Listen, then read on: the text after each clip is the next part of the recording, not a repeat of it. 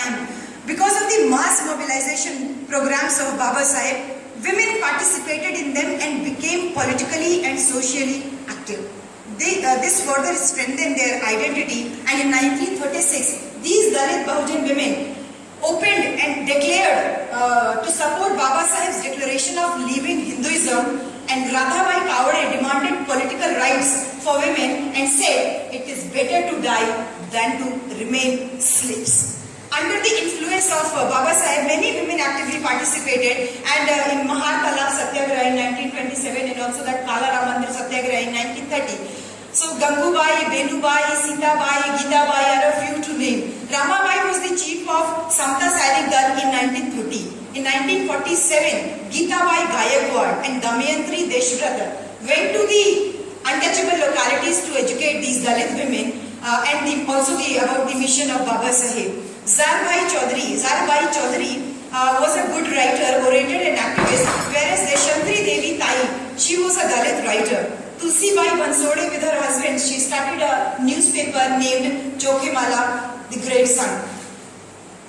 Baba Saheb was quite impressed by the Open Women's Conference held during the All India SC Women's Federation meeting in 1942. It was led by Sulochana Dangre, where more than 25,000 women participated. He opined that I see the progress of a society by the progress of women. And then in the last 3 decades, a systemic, not systematic, we have a systemic academic field of inquiry for all these subjects, and that we can say is Dalit feminism. But the question still remains, why feminism, why Dalit feminism was needed? For the first, for why feminism was needed, first answer is in the language of that very famous logis thing. Doha of Tulsidas, Dholgawari Shudra Pashunari, Sakal Tadan Ki Adhikari, for the recognition and identity of women as human, because Shudra or Dholgawar, everything should be beaten, they are under control. So for the recognition and identity of women as human, it was needed. But then to the next question, that why Dalit feminism was needed, it was somebody standing at the verge of a well and trying to experience the pain of a man who is drowning inside. It's the same difference. The pain which is felt by the man who is drowning inside is surely different by the person who is standing at the word. So therefore, this necessity of, we have the necessity of Dalit feminism. So, and this difference we also find in the writings of, about Dalits by non-Dalits, about women by men, and so on. Many self-narratives do reflect the plights of Dalit, but simultaneously, Bama, a Dalit activist, she says that women autobiographies, we have so many autobiographies, it was discussed, so I'm not going to discuss those very things. Women autobiographies should not exhibit limitations, animosity, antagonism, and humiliation of oneself. Sharmila Rege, she also points out, in response to mainstream feminist movement after independence, Dalit women began to rewrite their history using the ideological premises of Phule and Ambedkar. They challenged the mainstream feminism by raising the issues of the relationship between caste and gender. And next is, they began to question the claims of Brahmin women by narrating their own experiences in the literary writings. Our newspapers, when you moving next to the next topic, our newspaper are replete with the news like Dalit girl was raped, Dalit boy was beaten. So many news we find, but one question that comes to my mind is rape different with a woman of upper caste and a rape that is done by the Dalit women? Is the pain or suffering of beating differs in a common man and in a Dalit man? Similarly, if Jayalalitha, Shashikala or Mamta Banerjee, they become the chief ministers, they are adorned, the CM of Bengal, CM of Tamil Nadu. But when Mayawati becomes, when Behenji becomes the CM, she said a Dalit CM, and that too for the 5th time or 4th time. Okay, so this also makes a difference. So I'm from UP, so that thing comes the 5th time. We have already made our government in UP for 4th time, and very likely as we are seeing, let's not go into the politics, but just that post of CM too makes a difference. So this never has been a part of discourse. So at this point I am reminded of a Shylock, which he presents before the court in Merchant of Venice. If you tickle, don't we bleed? If you prick, don't we bleed? So if you poison, don't we die? And next is, if you wrong us, shall we not revenge? So this shall we not revenge? It's because why these separate isms are needed. Linda Booth and Franz Laetitia, they speak that this system from within generates its own opposition, and by containing it, it rationalizes and justifies its stand, and for the time being, it reasserts its own oppression. And keeping in mind, next point is keeping in mind Chantal Mouffe and Ernesto Laclau, they also talk of progressive ideology in democracy.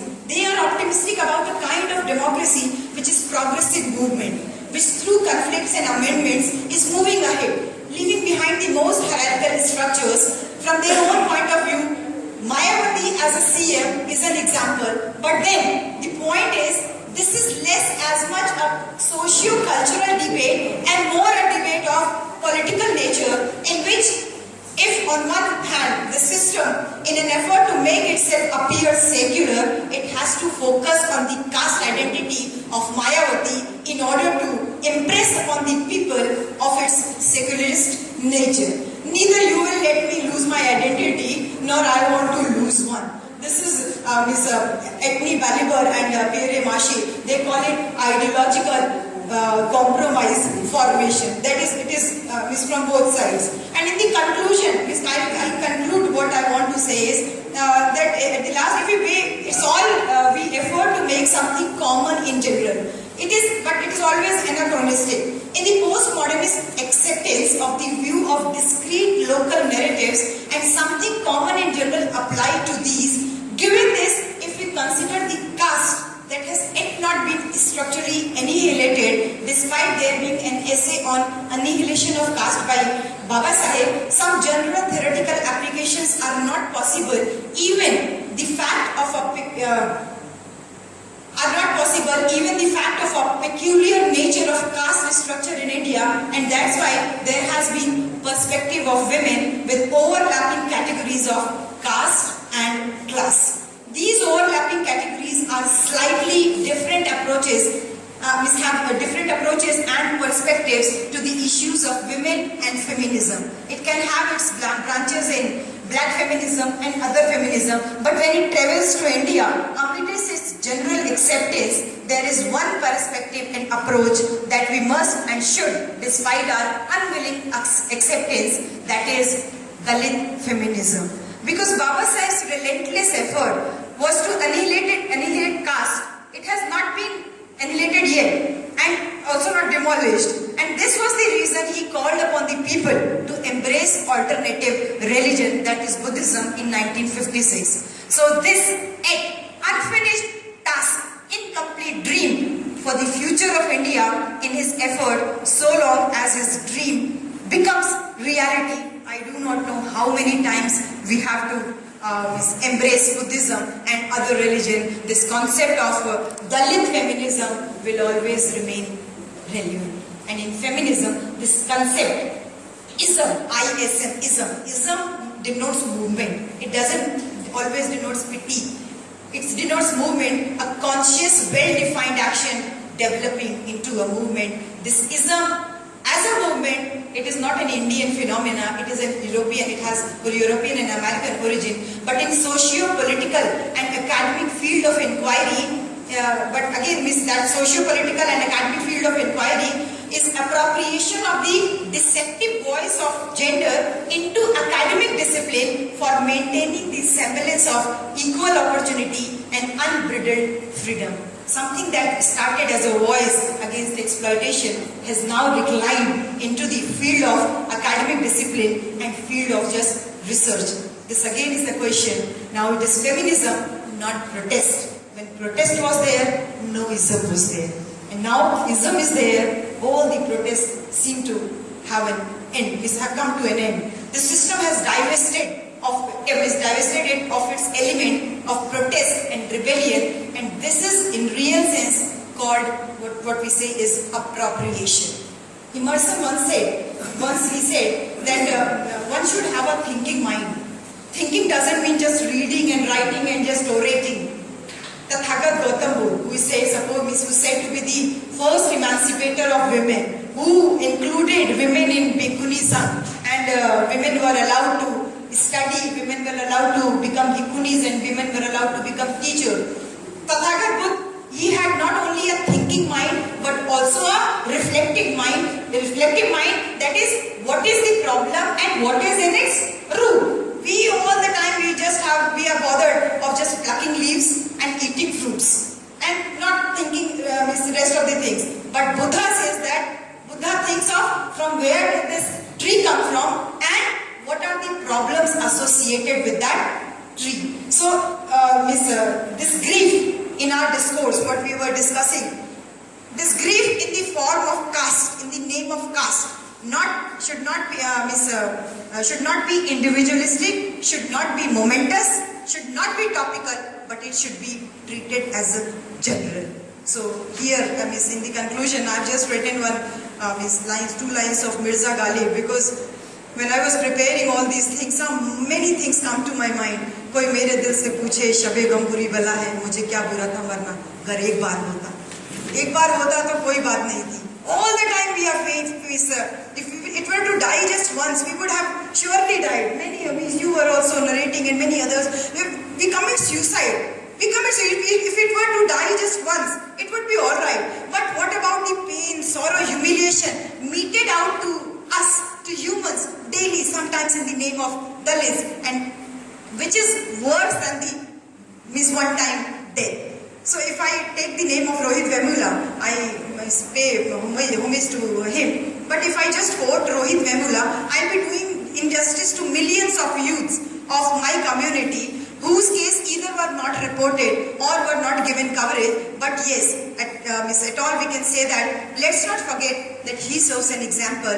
Then it means that same and similar, numerous and millions of incidents of similar nature are there, and this system justifies itself, but it never justifies itself. It justifies it to others, but it never justifies it to itself. And at the last, let's not just, I'm very thankful to Professor Krishna here, because when I talked to him, I said that I won't be talking of any of the autobiographies or any of the things, because I am, besides being a teacher and what my forefathers had expected from me, I read, and thereafter I said that I just don't have to be a teacher. And thereafter I said that when I faced discrimination in BHU, then I said, okay, any field if I go for, if I leave this job or anywhere I go, I'll have to face same sort of discrimination. So that way we started going to villages to teach the mission of Baba Sahib, and we are moving out all the time. During our vacations, or just 1 or 2 vacations, Saturday, Sunday, whenever we find time, we usually go with to our people just to teach them what actually. We just should not confine ourselves to this seminar or just focus on Dalit literature should be a part of our syllabus, core syllabus, because we are not given opportunity to study. And lately we'll be finding these things in the coming years, because government or the system doesn't want us to progress, even though we have entered into the system, but they are trying a lot so that we may not progress. So let's not come to this conclusion. This Dalit feminism, it should not remain an organ of the system, but be an organ of the Dalit society. It's a sporadic rebellion, and it has not taken a form of movement. So I call upon you all to let's have a new discourse. That are we ready to grant rights to women? 33% reservation sufficient for women, where they are doubly marginalized. In the case of Dalit women, it extends to much wider sense. When we need a separate ism, Dalit feminism, a separate ism to express ourselves, that 30% reservation would be sufficient to grant them right. Let's prepare ourselves to create a movement sort of thing. Second thing is, let's not end up like what Bakha in Untouchable, Mulkaraj Anand's very famous novel Untouchable. All that means it's a one-day tale, the stream of consciousness theme and all has been used, and all all day he keeps on facing humiliation. And at the last year, he hears a speech of Mahatma Gandhi, and he consoles himself not to leave his religion and be in that religion and suffer the pains. So let's not end up like Bakha in Untouchable. Let's have a new beginning. And by really understanding the devotion and dedication of Mata Savitribai Phule, a lady in her youth, all alone, she ignited the lamp of education. She was not much educated. We are so many numbers, highly educated. So let's be prepared for that. And then again, let's not confine ourselves within the periphery of just education, profession, job, seminar. Instead, let's come out of this arena and be like Shanta Baidan, who was an illiterate mill worker, and she ignited the passion of Baba Sahib's mission, and lately she was selected to his legislative assembly in Maharashtra. And let's be like Phulan Devi, who knew to protect and restore their dignity. Let's not confine this conference merely as conference, but let's boost ourselves to the real sense of what our forefathers wanted, sacrificed, declared and presented before us. Not just an ism, a chair or a discourse, but an ignition, a passion and a revolution. Let's come together, work together to live a life of freedom, and let's liberate for that vision. Let's save ourselves from the appropriation of the word, Dalitism, and free our women from all sort of fear, be it religious, social, personal, and follow the 22 vows of Baba Sahib. Only then we can say that yes, we are feminists, we are activists and all. Let's put our emotions together with action. This was a term used by Manniyar Kanshiram. Emotion put into action. So let's put our action into emotion and to create a revolution, in the words of Manniyar Kanshiram Sahib. And Dr. Sonkar, you were saying that party of Baba Sahib is still living. I do agree with you. But the mission of Baba Sahib was rejuvenated, brought to life only by Manniyar Kanshiram Sahib under the umbrella of Bahujan Samaj Party, and it is the living example we have. And surely this is going to create a revolution, because doing compromises, misappropriations of the word mission won't help us go further in our lives. Our Baba Sahib has written a lot, we just have to implement. So this implementation part is needed. We have Professor Biswas, his writings all the time give us energy.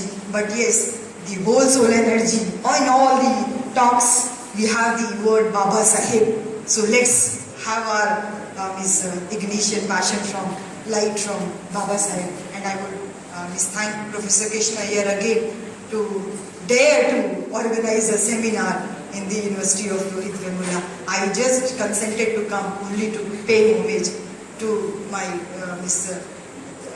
you can say my younger brother or my child. So that way, it's a good attempt. Let's continue. Thank you very much. Jai Hind, Jai Bharat to you all.